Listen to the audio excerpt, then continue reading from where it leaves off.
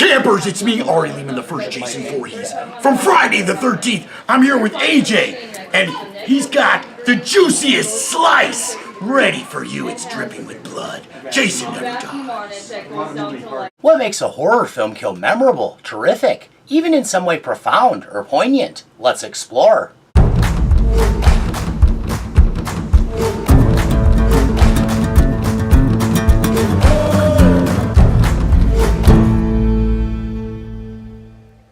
Thanks for checking this out. If anything about it trips your fancy, please like, subscribe, and share. Yes. Without further ado... Rob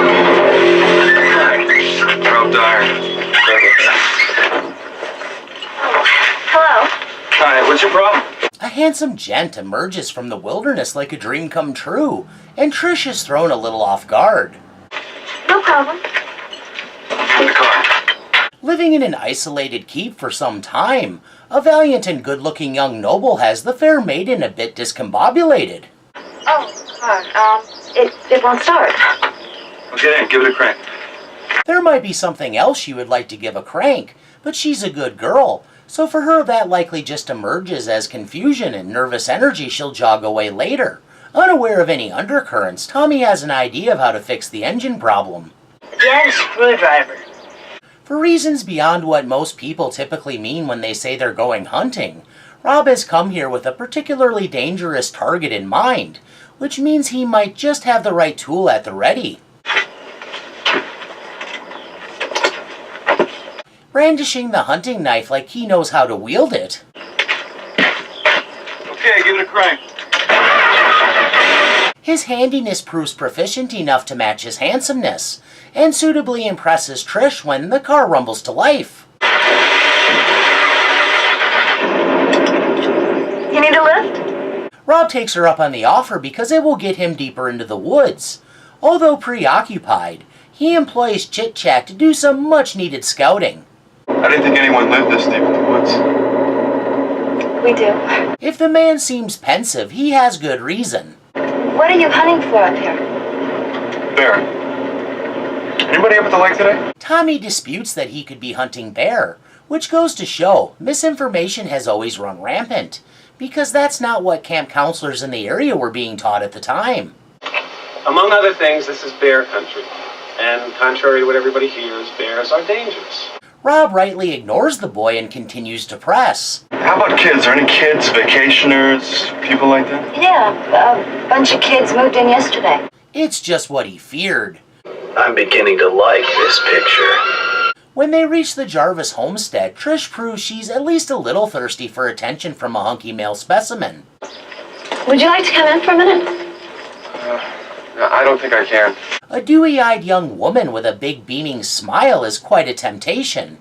I see how you can make a weak man stupid. Thank you. But Rob's not stupid, at least not like that, and tries his damnedest to keep his priorities straight. Proving devotion to his quest, he's able to put off Trish, but a tween's hunger for a positive male figure to tender much-desired approval will prove an inescapable pull. Well, you gotta come in. Come on, I got something real neat to show you at my bedroom. Parents who live in remote locations with their children. Hi, Mom. Tommy, who's your friend? Always love when their kids bring home strangers. Mom, this is Rob. Rob, this is my mother. Hello, this is... Jarvis? And immediately lead them upstairs, especially when the stranger is some man. If it were Trish dragging Rob in the direction of the bedroom, she would likely be at risk of an aneurysm. But Tommy's mask making and special effects hobby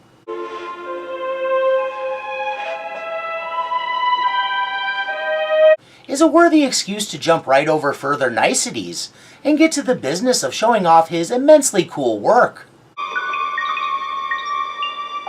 Amazing.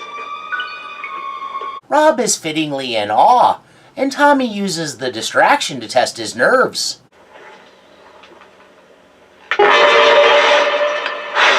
If he plans on sleeping out in those woods, he had better have nerves of steel. Stay near the trail. It goes all the way around the lake. Oh, well. It's a good thing his intentions are gallant and come from a place of concern.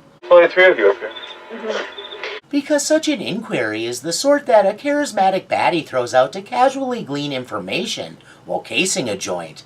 Rob, of course, can't come out and say a mass murderer is lurking about, so he has to tiptoe around the fact that the Jarvises might be in serious danger. One thing's for certain, if there were an emergency, they're far from help. Trish has more grounded familial concerns. My parents are separated.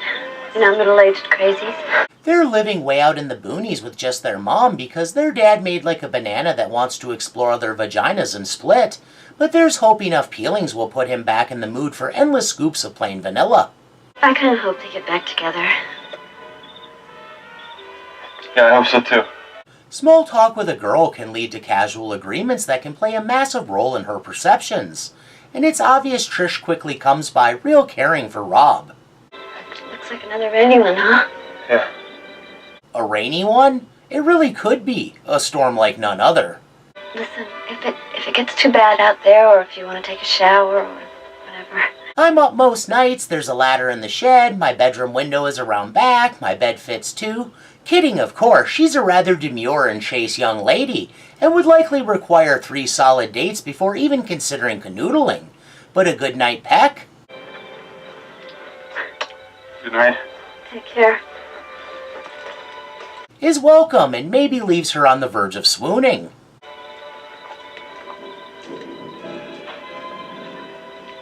As the night wears on, Rob's purpose for coming to Crystal Lake makes his sinister impact known.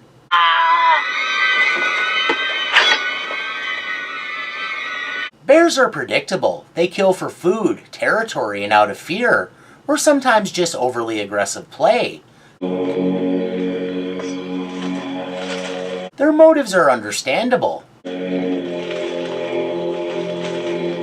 What drives the backwoods maniac that just made a young man scream as though his testicles were skewered like kebabs ready for the grill?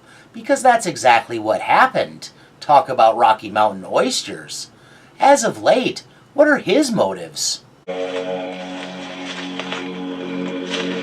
That's mysterious. No longer attached to the camp where he cut his teeth so much as the entirety of the Crystal Lake area. At this point, he's running amok, and Rob has come to put him down like a rabid animal before he can inflict more damage. The problem is that the supposed final chapter of the massacre is underway right now, and while Jason is in his element and having a bash, Rob seems woefully unprepared for a life-and-death confrontation.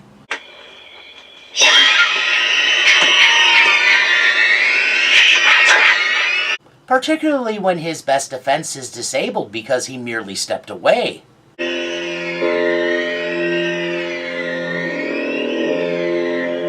Proving his situational awareness might not be calibrated quite right for the task at hand, since bringing along the machete and not also the rifle, there's a reason those things come with slings, was a debilitating choice.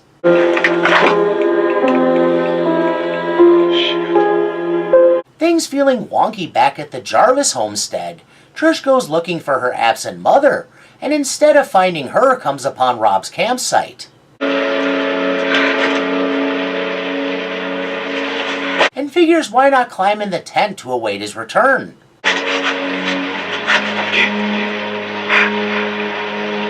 Who knows Rob's disposition? With Jason out there... Shut up. Exactly, older Tommy, with a maniac lurking, climbing in the tent, since there's no guarantee Rob's even alive, might be as good as putting herself on the chopping block.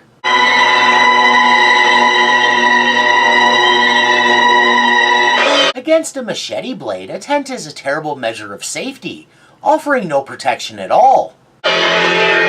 So if this is Jason or any other murderous weirdo brandishing a large cutting implement and wandering around the woods, Trish has placed herself square in the path of death. What the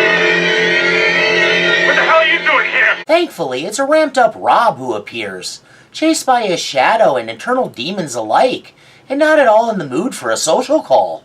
What are you trying to do? Kill me? To be fair, she was in his tent, but he should have perhaps done his due diligence before cutting willy-nilly.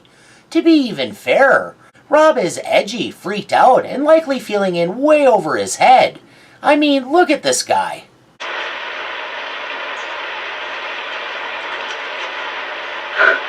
Rob reveals his purpose for breaching the perimeter of Crystal Lake and incurring Jason's wrath. He's the big brother of this dishy number with a zest for adventure. You ready? For what? Camp Lawn. Great. We're not supposed to go near that place. Oh, come on. It's only a short walk. Who, while engaged with her boyfriend in lovemaking or smashing or what have you, was skewered like a gigged frog by the woodland mama's boy. Back in his sackhead days. A few days ago. Sister Sandra was just a really great kid. There's a sense of distance and stoicism to how he talks about his sister, like it happened long ago instead of within the span of the last week, as if he had to quickly compartmentalize his enormous heartache to even function. Trish is still grounded in reality, so the assertion of the authorities is gospel. Therefore, it seems Rob comes off to her as being in denial over the fact he has nowhere to funnel his suppressed emotions, except towards a man who's been declared deceased. But the man that killed your sister is dead. He's alive. Rob knows better. It wasn't a bear that reduced his rifle to kindling.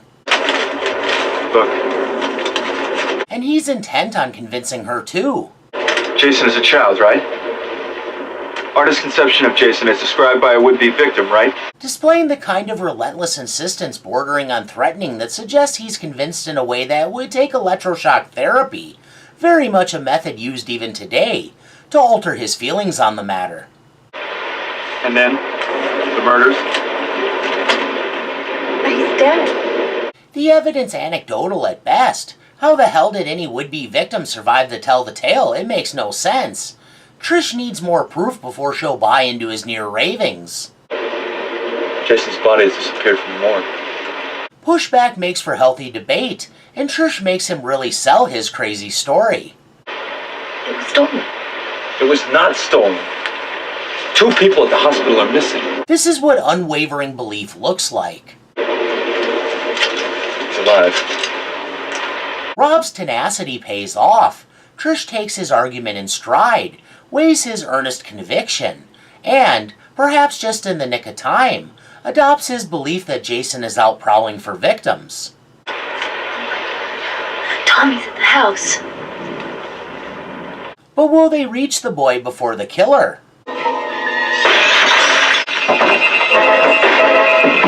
Tommy, Seems like that would be played up a little more, but okay. are you okay? Tommy. Not aware their world has already been tipped on its side, Trish asks the obvious question. What happened? Where's Mom? Is she back? No, not yet. Jason guarantees there will be no outgoing calls for help.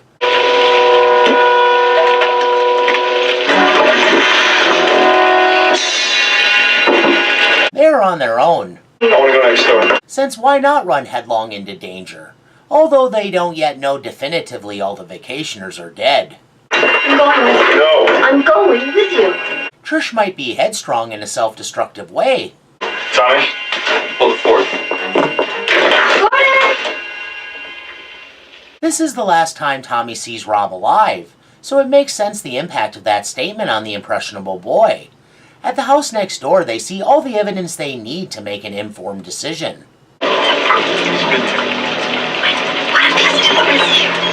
But in lieu of going back to Tommy and doing their best to barricade themselves inside a house with an insane preponderance of windows, they prepare to go inside what's obviously been transformed into an abattoir. Take it.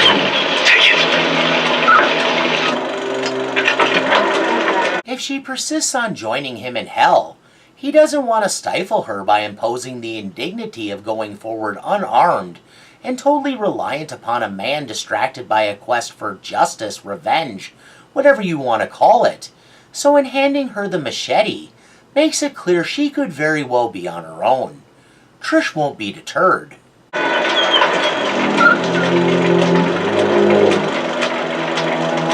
In this situation, a power outage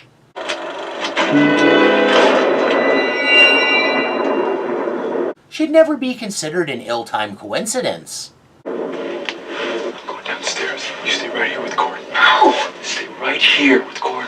And this isn't a good time to check the fuses, since if it were a happenstance, the storm is the likelier culprit.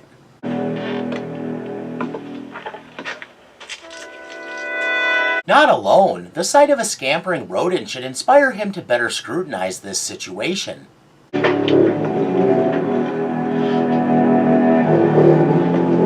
But he bravely or perhaps stupidly carries on.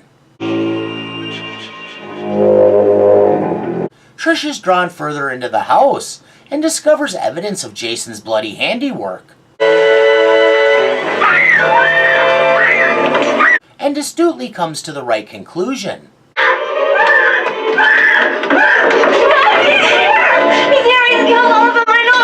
Unfortunately, this is a real mind the third step, it's a bitch situation, and Rob doesn't mind the third step, or whichever step it is.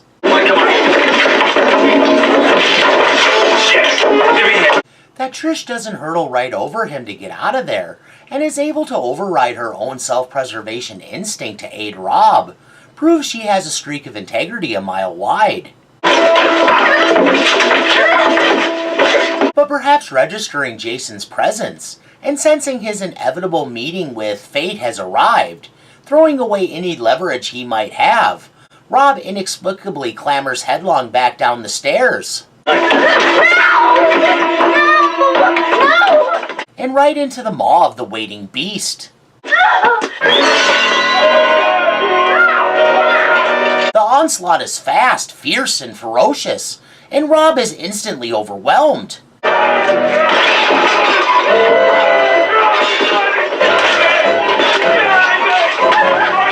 You have to get the jump on Jason. If he gets the jump on you, it's basically over. Jason didn't even need to have a weapon with him. The ultimate improviser, he was ready to work with whatever was on hand.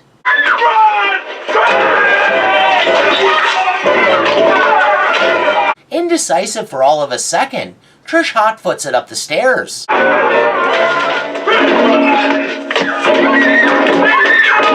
Rob's death cries ringing in her ears. Giving her second thoughts about a fast getaway.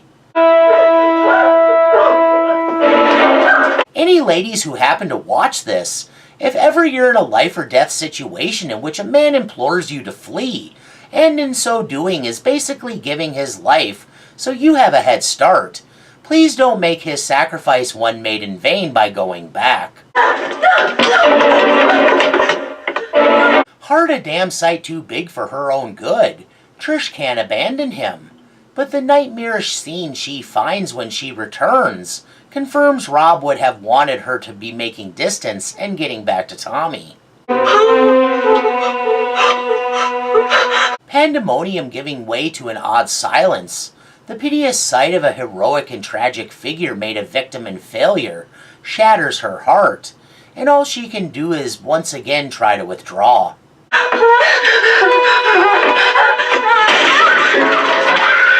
Only this time around, Jason isn't occupied with brutalizing a man and has a free hand to impede her escape. But Trish has that machete, and after everything she's seen, isn't one bit reluctant to put it to devastating use.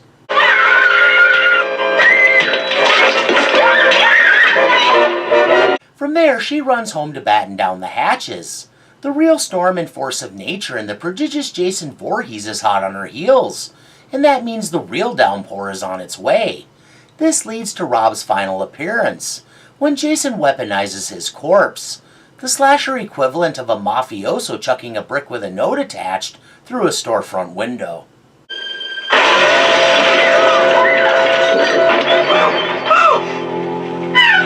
Some exits are raised to the status of extraordinary because amidst rousing gory hijinks and a rollicking roller coaster of a good time, they strike right at the heart of cold hard reality and remind us that even in an entertainment, it's good to take stock and respect the roaring flame of the human spirit, even if it too can be snuffed out, as though extinguished by a big splash from the languid waters of Jason's deep victim pool. Bodies are plunking in there all the time. You didn't believe me. Get revenge on Jason? Probably not likely when no better equipped than a lot of backpackers and deep woods campers would be for your average day hike, overnight, or weekend. Rob was no Boy Scout, and a weekend survivalist at best. Presented as the mostly fearless Jason hunter out to avenge his inquisitive young sister, Can we take a look? No way. And maybe even get the girl in the end. We're always home. And if we're not, Tommy usually leaves the door open. Only for that to all be dashed in an instant, because Jason doesn't care about your problems. This is his turf, and unless you really bring it, do away with you he will. It's like we've been here before. It would be outright deception to claim the final chapter isn't a treasure trove to which I keep stealing away to collect shiny, though gruesomely blood-stained trinkets, each worth their weight in platinum. In this case, the passing at the beginning of the summer of the actor who played Rob, E. Eric Anderson, inspired me to make this video. He had a face you might recognize from any of his many guest appearances over the years, but his impact on this film can't be overstated. With a grounded and natural performance, he imbued Rob with greater depth than your average Jason fodder, and made him someone welcoming, worth rooting for, and so likable his death almost invariably inspires a visceral response. Well, I'm sincerely glad to hear that, for all our sakes. How much of this is purely performance or the man himself coming through, I can't say, but I suspect as a young actor, he relied on internal resources to bring Rob to life, and was basically the young man he was portraying, a kind, decent, and driven person. For my money, this has always been one of the most savage, unnerving, and thought-provoking kills of the franchise. Where do I come by that lofty assessment? The awareness involved. Rob's declarations lamenting his own unfair, sad, and truly tragic ending. Partially a jump scare, that it transforms into a dying man's personal requiem as the sword, or garden claw, of fate rained down on his helpless form, makes it incredibly personal, and rubs the audience's faces in any hope Rob would be the hero. Jason is a master of the surprise kill, giving his victims little or no notice before he strikes. By making Rob conscious of his fate, it's as though he was straight up rubbing in his face that his quest would go unfulfilled, as he joined his little sister in death. Sandra at least went in her boyfriend's arms. They'll never know we're gone.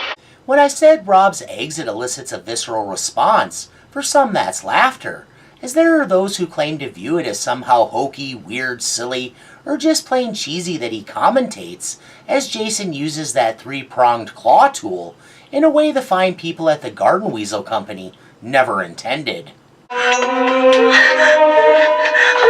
But such a reaction might be more attributable to authentic distress and uneasiness rather than cringe.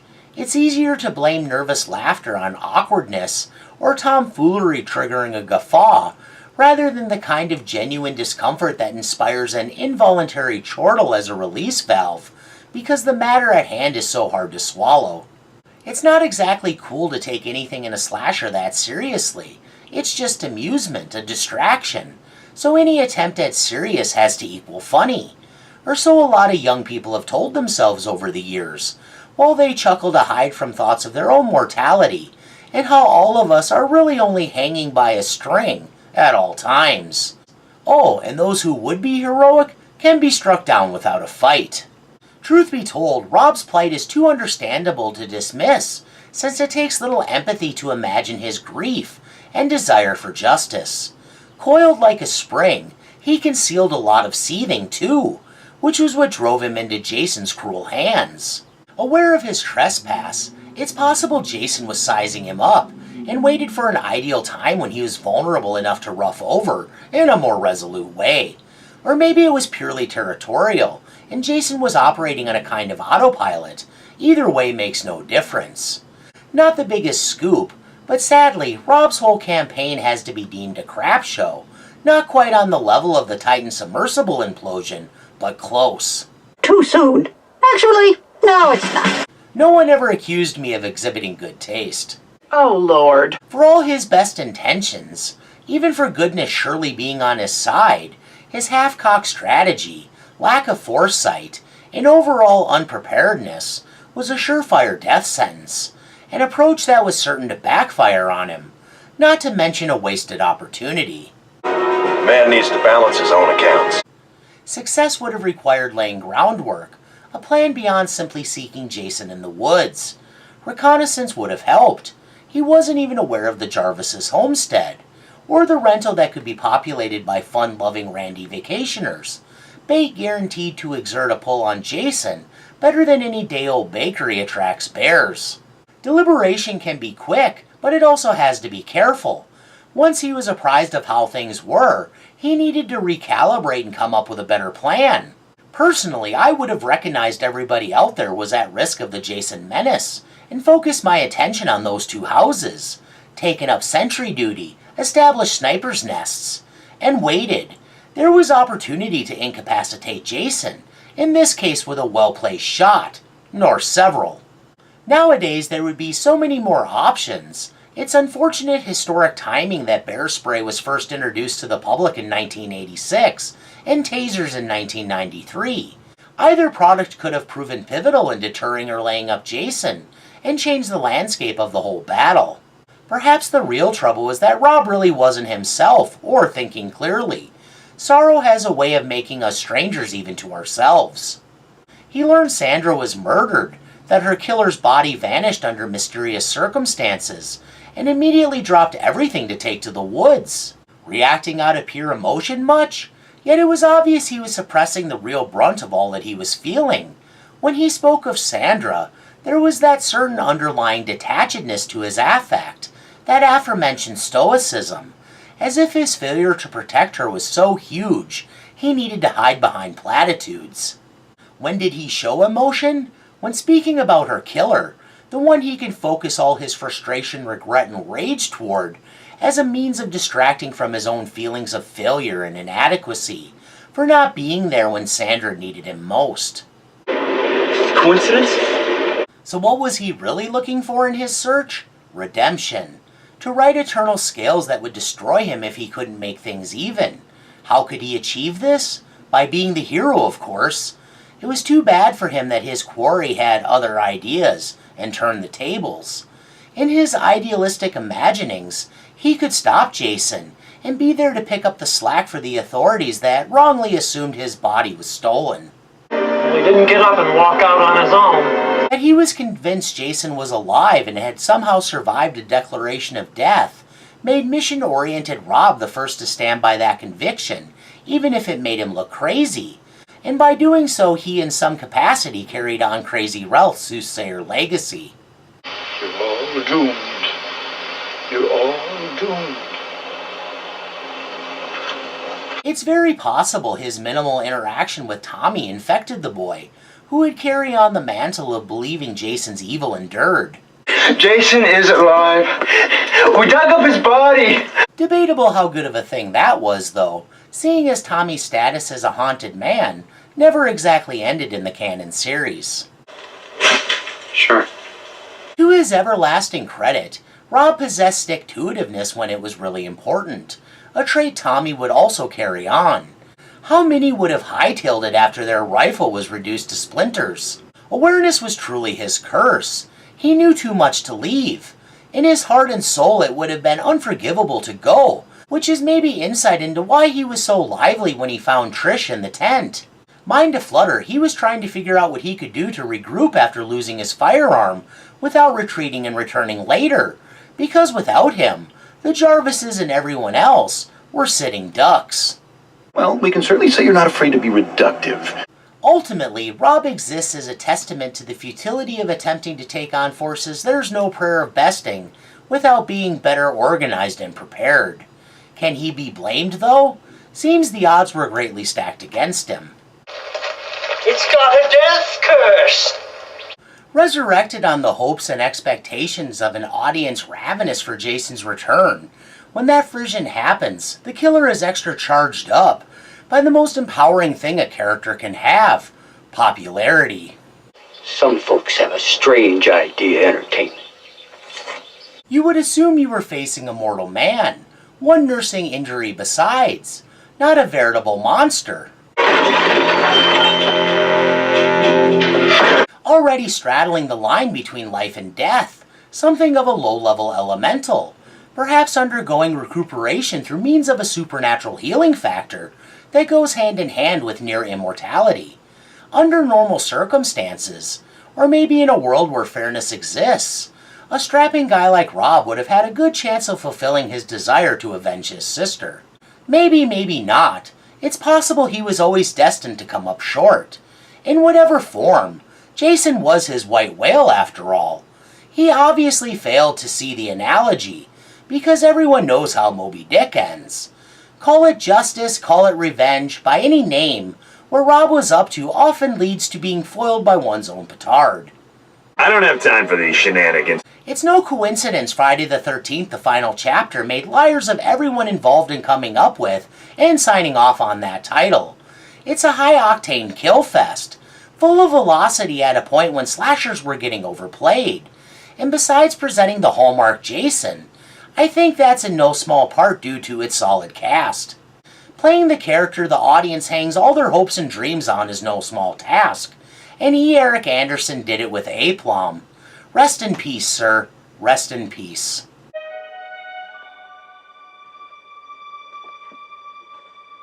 Well, I've about reached the end of the rope, so I won't leave you dangling. Thanks for enduring my babbling. Please share any refutations, opinions, accusations, japes, or other ideas in the comments below. And please join me for whatever I'm up to next time. Bye now. Bye, creepy man. Keep it creepy. He's a weird guy. Goodbye!